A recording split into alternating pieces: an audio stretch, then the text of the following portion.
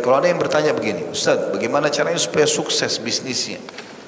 Saya kebetulan praktisi juga di bisnis, ya. Maka ini rahasia yang saya sampaikan, walaupun ini rahasia sebenarnya, gitu. Tapi karena ada Pak Farid sini kita sampaikan. Ya Pak, izin dulu sampaikan. Kalau saya pribadi, saya melihat konsepnya ada 4. Ya. Yang pertama, modal halal. Selama modalnya halal, sudah ada 1 poin. Kapan modalnya sudah haram, dari riba, penipuan, mengambil haknya ahli waris, mustahil sudah untung, bangkrut itu. Ya, pokoknya riba masuk. Ya, saya tidak sebutkan nama instansi, tapi sumber haram jelas. Ya. Yang kedua, sistem yang dipakai halal. Jangan pakai sistem-sistem yang haram, seperti sistem riba, sistem gharar. Gharar itu merugikan satu dan dua pihak, ya. Kezaliman, manipulasi. Ya, kata Nabi SAW, man ghasyana falaysa minna, siapa yang menipu kami bukan dari golongan kami. Enggak ada manipulasi. Kata Nabi SAW, kalau kau sedang transaksi sama seseorang, maka katakan la khabalah. Tidak ada tipu muslihat. Orang mau jual apa-apa, saya transaksi ya, tapi tidak ada tipu menipu nih. Transaksi. Bahkan kata Nabi SAW, kalau 2 orang sedang transaksi, dua-duanya jujur dan transparan, maka Allah berkahi transaksinya. Yang beli produk berkah artinya akan selalu bagus, produk itu bermanfaat buat dia. Yang menjual juga dapat berkah dari uangnya. Yang paling penting masalah keberkahan. Kalau antum jual motor, jual mobil, ternyata pernah tabrakan, ditanya, pernah tabrakan? Pernah tabrakan di bagian depan sebelah kiri. Saya sudah masukkan bengkel, silakan cek. Jadi transaksi itu. Enggak pernah tabrakan. Padahal sudah 20 kali tabrakan. Bohong. Orang itu hanya ambil nomor telepon, pergi, gak bakal transaksi. Itu sudah umum. Jangan terus menipu diri sendiri ini. Allah maha melihat, malaikat mencatat. Jangan bodoh-bodohan ini. Sistem. Yang ketiga, produknya halal. Jangan jual yang haram. Allah haramkan sesuatu, jangan disentuh. Selesai. Transaksi zina, transaksi riba, ya. Produk haram, jual babi, jual khamr, gak ada semuanya. Semua gak ada. Jual produk halal. Dan ingat, yang haram jauh lebih sedikit daripada yang halal. Halal itu banyak. Allah haramkan babi, Allah ganti dengan sapi, kambing, ayam, kelinci, kuda, banyak ikan, hewan-hewan air. Kenapa harus babi? Allah haramkan khamr, minuman keras. Ada madu, ada sirup, ada air putih, ada susu, banyak ganti. Allah haramkan zina, Allah ganti dengan nikah, banyak ganti. Jadi jangan sentuh yang haram, karena haram itu untuk dipelajari dan dijauhi, bukan coba. Jadi enggak usah bilang saya coba dulu makan daging babi. Enggak usah coba. Enggak perlu coba. Saya mau coba dulu zina itu bagus enggak usah coba. Nikah saja, selesai. Orang masuk hotel takut-takut, kelihatan orang takut, kalau hamil malu, kalau nikah hamil bangga. Tanya, hamil ya bu? Iya, dari suami. Kalau tidak aborsi. Kalau yang haram, takut. Kenapa tidak nikah? Gitu kan? Ini yang ketiga. Yang keempat, sedekah. Tidak bisa ketemu antara ya masuk naiknya grafik bisnis pendapatan dengan bakhil. Sedekah. Ini ekonomi sama sosial harus sama. Tidak bisa terpisah. Ada saatnya di mana teman-teman buka restoran gratiskan buat orang, bagi-bagi makanan itu. Ada saatnya orang jual baju, bagi-bagi pakaian itu pada orang miskin. Ada saatnya begini dan kasih kepada orang. Selalu ada hubungannya dengan itu. Dengarkan baik-baik hadis Bukhari. Pernah Nabi SAW mengatakan 2 orang sebelum kalian dari Bani Israel, dua-duanya orang saleh. Dua-duanya orang saleh.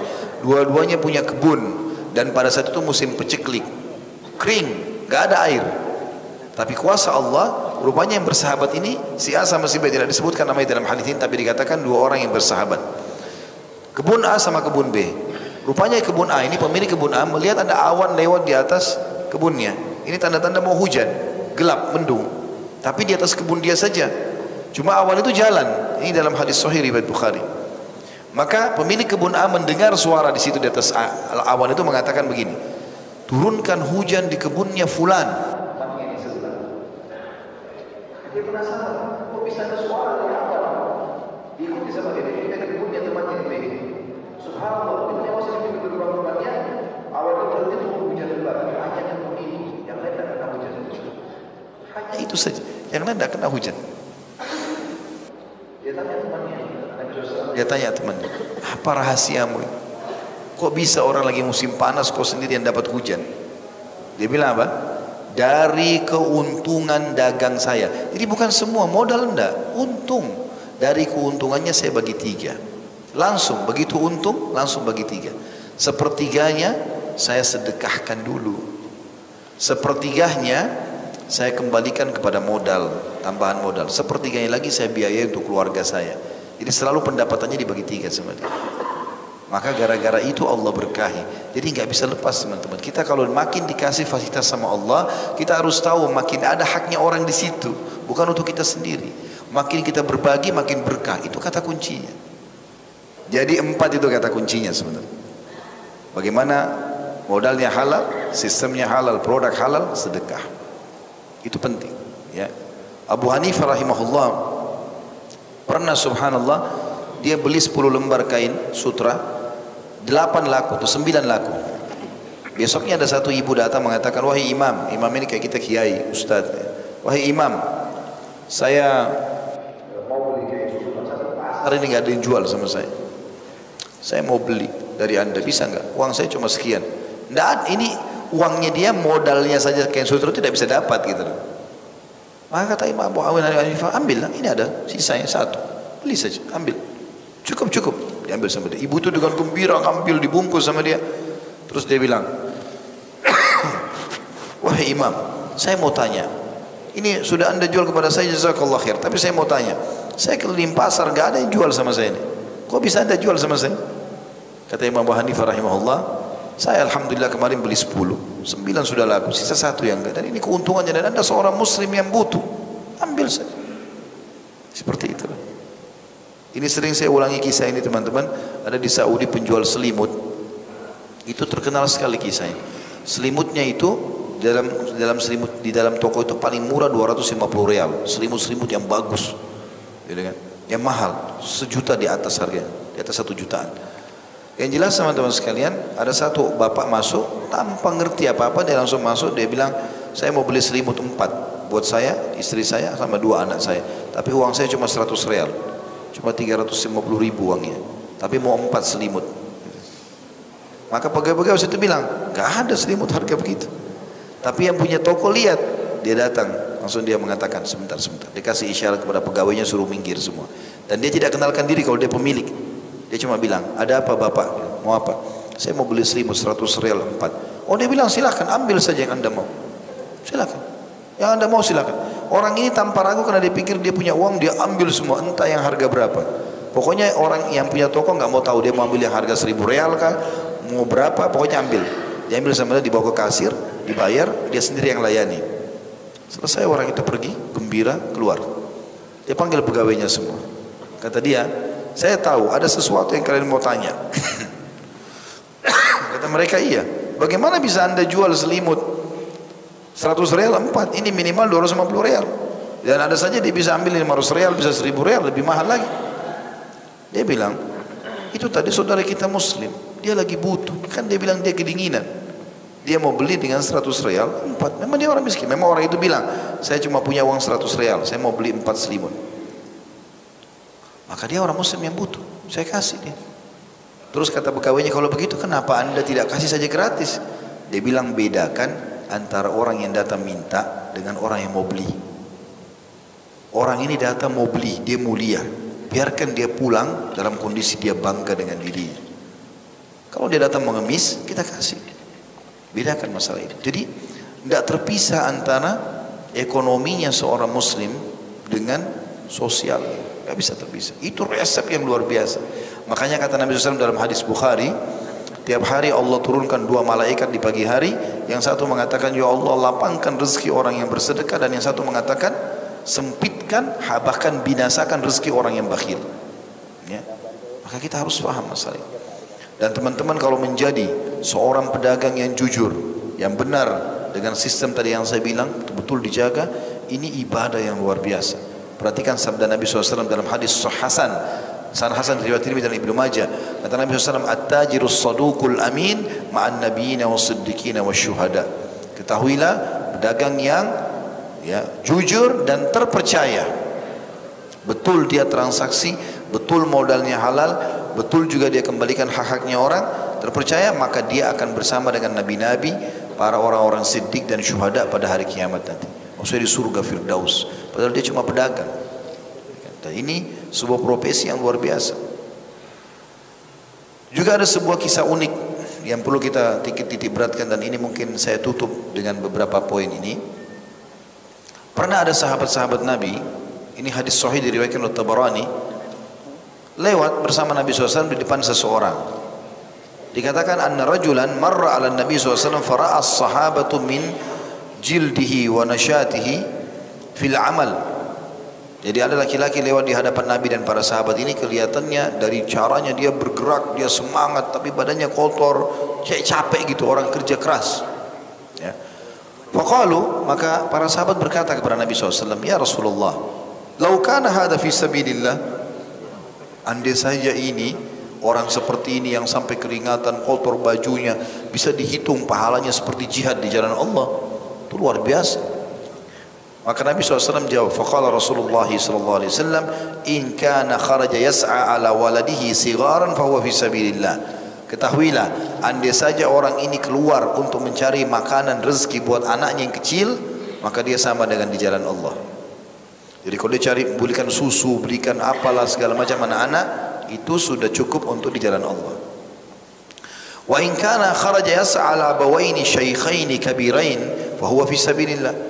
Kalau dia juga keluar untuk mencari rezeki, membiayai dua orang tuanya yang sudah sangat tua, ibu bapaknya, maka dia juga di jalan Allah. Wa in kana kharaja yas'a ala nafsihi ya'iffuha fahuwa fi sabilillah. Dan kalau dia keluar juga untuk membiayai dirinya sendiri supaya dia tidak mengemis sama orang, supaya dia mulia, maka dia juga di jalan Allah. Sama dengan pahala jihad semuanya itu, ya. Wa in kana kharaja riya'an wa mufakharatan fa huwa fi sabili syaitan. Tapi kalau dia keluar untuk bangga-bangga saja, pakai mobil untuk bangga, jabatan untuk bangga, titel untuk bangga-bangga, hina orang lain, merasa lebih penting dari orang lain, maka dia di jalannya syaitan. Sebagian ulama mengatakan ini sebagai penutup, teman-teman, ya ma'syarasy syabab, wahai sekalian anak-anak muda, tafrahud dual wa ta'tazzu syu'ub. Ketahuilah, negara-negara dan bangsa-bangsa, ya, suku-suku banyak menjadi mulia hina yakunu syababuha dzawi himamil aliyah. Pada saat anak-anak muda mereka memiliki semangat-semangat yang besar. Yarkuna bi anfusihim, mereka mengangkat kualitas diri mereka. La yabkuna 'alatan ala ghairihim, mereka tidak pernah menjadi beban bagi yang lainnya. Fayasabakuna al-kibar, fayusabikuna al-kibar fil usuli ila al-ilya. Maka mereka bersaing dengan orang-orang yang sudah dewasa dalam mencari kemuliaan. Fabil mal al-halal wal kasb at-tayyib, dengan mencari uang yang halal dan juga pendapatan yang baik, istata'a al-muhajiruna ila al-madinah an yuzahimu iktisad ahli al-kitab. Maka berhasillah para muhajir dari Mekah untuk menyaingi perekonomian orang-orang Yahudi di Madinah. Atarawnahum law kanu fuqara fahal yatimmu lahum ma aradu. Apakah kalian melihat pada saat mereka miskin, mereka bisa menjalankan apa yang mereka inginkan? Tanda tanya. Itu tidak bisa. Inna min akhtar ma yuwajihu ad-duwal hina taqumu ad-dawla ala sya'bin ittasafa bid-da'ati wal kasal. Sesungguhnya yang paling berbahaya yang dihadapi oleh negara, setiap negara, kekuasaan, ya, adalah pada saat masyarakatnya terkenal dengan sifat malas. Fal buldan la taqumu illa bi afradiha wa abnaiha. Karena negara-negara tidak akan bisa maju kecuali dengan individu-individu masyarakat yang ada di situ. Fa kaifa tanhaddu bilad qad usiba ahluha bil azzi wal batala. Maka bagaimana bisa negara maju sementara penduduknya terkena penyakit putus asa dan malas, awittikal ala ghairihim, atau bergantung pada selain mereka. Innal bitala syarrun khatir, Sesungguhnya vakum, pengangguran adalah bahaya yang sangat mengancam. Wada'un fattak, dan penyakit yang sangat membius, mematikan. Asra ma yubsidu tuma'ninatul hayat, yang paling cepat merusak ketentraman hidup. Wa ajal ma yunaqqisul aish, dan yang paling cepat menghancurkan prestasi-prestasi kehidupan. Al-bitala babun ila tasawul, malas-malas itu akan membuka pintu mengemis. Wa tariqun ila sarikah, maka terbukalah pintu-pintu pencurian. Wa madkhal ila al-ghushi wal khida'i wal makr, dan akhirnya masuk ke dalam pintu penipuan, ya, manipulasi dan juga mengatur tipu muslihat. Al-Islam dinu izzah wa karamah, Islam adalah agama yang mulia dan juga agama yang mengangkat kemuliaan. Wa rif'atun wa sumu, dan selalu mendukung perkembangan, kemajuan. Yahussu 'ala al-amal as-salih wan nafi', Islam menyuruh kita berbuat kebaikan, amal-amal yang baik dan juga bermanfaat. Wa ya'mur bil quwwati wal isti'dadi lil kurubati wan nawazil, dan selalu memerintahkan kita punya kekuatan dalam menghadapi cobaan-cobaan dan goncangan-goncangan. Innal mal mata majtama'a ma'ad din kana ad-dinu qawiyan wa zahira. Ketahuilah, kata para ulama, bila harta itu bersatu dengan agama, ya, kedudukan dengan agama, harta dengan agama, gitu kan, maka agama itu akan menjadi kuat dan terlihat. Ta'tazzu bihi dual, dan akan menjadi kemuliaan bagi sebuah negara. Kama ya'tazzu bihi din, sebagaimana agama juga akan mulia di tempat itu. Qala syair, seorang penyair berkata, ma ajmalud dini wad dunya idza ijtama'a, betapa indahnya kalau dunia dan kalau agama dan dunia ini bisa bersatu.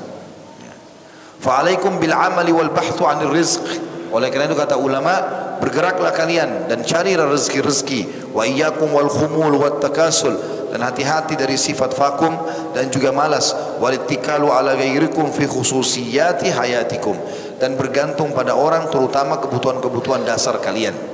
Inna kibar rijalil mal la yablughu ma balaguhu fi yaumin wa lailah, ketahuilah semua, ya, para pedagang-pedagang yang sukses, ya, bisnismen yang berhasil, tidak mendapatkan apa yang mereka inginkan dalam sehari semalam. Faqad kanu fi syababihim yabhathuna 'anil amal, mereka juga pada saat awal mudahnya dulu pertama mencari pekerjaan.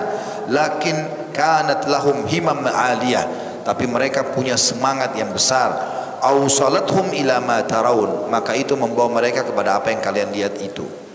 Dan peringatan terakhir para ulama, inna syai' yanfusu wa yagla fi qalbi sahibihi biqadri ta'abihi, ketahuilah sesuatu itu justru punya nilai, akan mahal tergantung kadar capeknya seseorang. Kita kalau cuma sekitar terima dari orang tidak tahu nilainya. Tapi kalau kita beli sesuatu dari hasil kerja kita, handphone misalnya, apa saja dari hasil kerja kita, kita tahu menjaganya, tahu nilainya benda itu.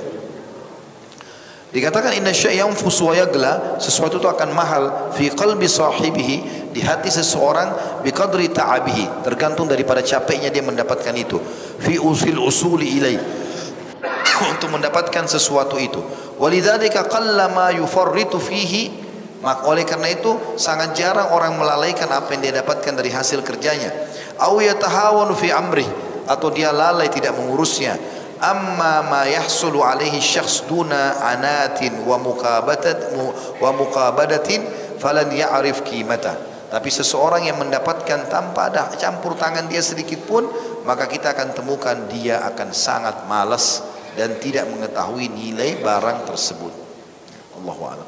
Jadi ini teman-teman sekalian kita bahas, mudah-mudahan bisa difahami bahwasanya Islam menyuruh kita bekerja, memiliki pendapatan, sukses, maju, kejar selalu titel akademik semampu mungkin, kejar prestasi kantor yang bisa dijangkau, ya, kejar semuanya pendapatan-pendapatan yang baik, memiliki pasangan yang baik, pakaian yang baik, keturunan yang baik semuanya, dan tolonglah semua itu dengan berdoa kepada Allah Subhanahu wa taala, karena Allah Maha mendengar hamba-hambanya dan Dia akan memberikan apa yang diinginkan sesuai tanda kutip dengan orderan kita.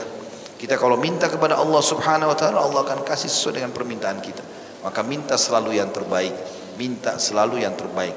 Hati-hati dengan doa-doa yang buruk, penyesalan terhadap apa yang Allah kasih, ini nggak boleh. Makanya Nabi SAW mengatakan, jangan kalian minta sesuatu yang buruk buat diri kalian, harta kalian, keluarga kalian, jangan sampai malaikat lewat mengaminkan, maka terjadilah. Misal dalam rumah tangga dia bilang saya menyesal nikah sama kamu. Walaupun cuma dalam keadaan emosi, bisa menjadi doa, maka nyesal terus pernikahannya. Atau dia mengatakan kenapa saya dikasih anak seperti kamu, ya, kamu ini kenapa nakal sekali, bisa jadi doa.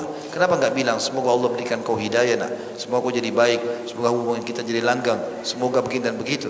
Jangan juga bilang ah cuman ini saja harta saya, kesannya tidak bersyukur kepada Allah. Atau dia jelek-jelekkan dirinya, dia dirinya di kaca, kenapa saya jelek sekali ya, loh. Begitu juga Allah yang ciptakan. Yang ciptakan kita siapa? Allah. Kita kalau hina diri kita berarti kita hina penciptanya. Itu kan Allah yang ciptakan. Kita tinggal jaga kebersihan, nikmati fasilitas ini, kita lakukan yang terbaik. Insya Allah itu bisa, gitu kan? Maka jangan pernah berdoa yang tidak baik ini. Juga sama, jangan pernah karena terlalu suka dengan agama maka doanya keliru. Karena ada sahabat pernah begitu. Dia mengatakan dia doa khusyuk di dalam masjid. Nabi lihat, Nabi bilang, kau berdoa apa? Dia bilang, ya Rasulullah, saya berdoa ya Allah, semua hukuman yang kau siapkan untuk aku di akhirat, majukan di dunia. Supaya di akhirat maksudnya tidak dapat siksa lagi. Kata Nabi SAW, subhanallah, kau tidak akan mampu menampungnya. Kalau kau tak, seperti tanda kutip tantang Allah, ya Allah semua siksamu majukan saja. Kau tidak akan mampu, kata Nabi SAW, maha suci Allah, kau tidak akan mampu. Kenapa kau tidak bilang, Rabbana atina fid dunya hasanah, ya Allah berikan kami semua kebaikan di dunia, wa fil akhirati hasanah, dan semua kebaikan di akhirat, wa qina adzabannar, selamatkan kami dari api neraka. Itu harus kita doa. Maka selalu optimis, tidak ada kata-kata pesimis. Kalimat terakhir juga kata Nabi SAW, saya suka sekali dengan, saya tidak suka dengan kalimat pesimis. Saya enggak bisa, saya enggak mampu, sudah terlambat, saya tidak akan diampuni, saya tidak akan sembuh. Enggak ada, semua di kamus orang muslim itu, buang jauh-jauh. Dan kata Nabi SAW, dan saya suka dengan al-fa'al. Kata para sahabat, ya Rasulullah, apa itu fa'al? Kata Nabi SAW, kalimat optimis. Saya bisa, saya mampu, saya akan sembuh, saya akan bisa, saya akan selalu maju. Insya Allah bisa. Bismillah. Jelas ya? Alhamdulillah. Allah jadi saksi kita sudah sampaikan. Tinggal bagaimana diamalkan saja.